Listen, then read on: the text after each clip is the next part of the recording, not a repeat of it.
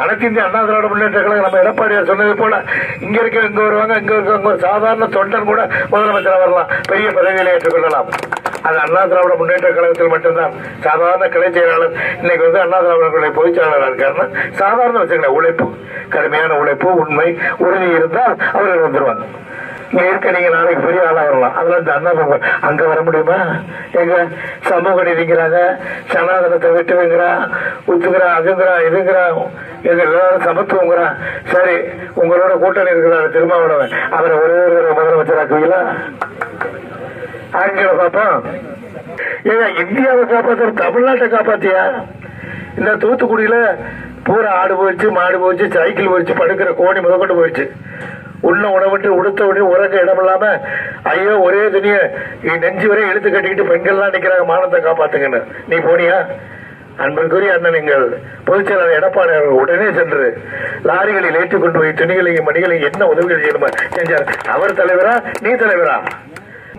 எடப்பாடி என்ன இருக்கையிலே 11 மருத்துவக் கல்லூரிகளை கொண்டாந்தார், பாலங்களை கட்டினார், ஏகப்பட்ட திட்டங்கள் போட்டார்.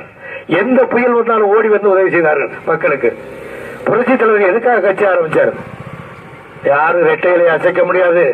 ஏழை மக்களை காப்பாற்றுவதற்காக புரட்சி தலைவரின் புன்னகையில் பூத்த மந்திர தகடு எவன் போனாலும் கரையே போயிடுவேன். ரெட்டையிலே ஜெயிச்சிருவது. ரெட்டையில இல்லைன்னா இந்த தமிழ்நாட்டில் வாழ்க்கை இல்லை.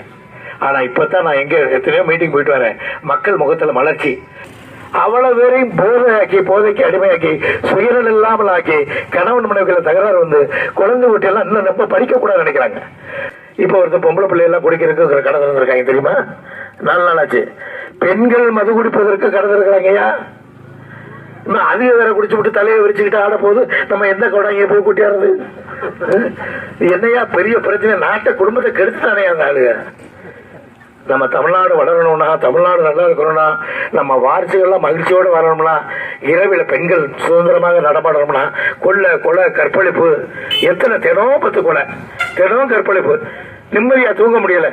கிழவிய தூங்க முடியா கள்ளப்படுத்திட்டு பத்திரத்தை எடுத்துட்டு போயிடுறாங்க. நம்மளே பொண்டாட்டி பிள்ளை நம்பி தூங்க முடியல, கிற்காய் நம்மளை போட்டுருவாள். அப்படி தண்ணியை கொடுத்து விட்டு ஊரா நாசம் பண்ணிட்டாங்க. எனவே வாக்காளர் பெருமக்களே, தயவுசெய்து நம்ம நாடு முன்னேறவும், நம்ம வளம் பெறவும், நம்ம குழந்தைகளுடைய எதிர்கால ஒளிமயமானதாக இருக்கணும்.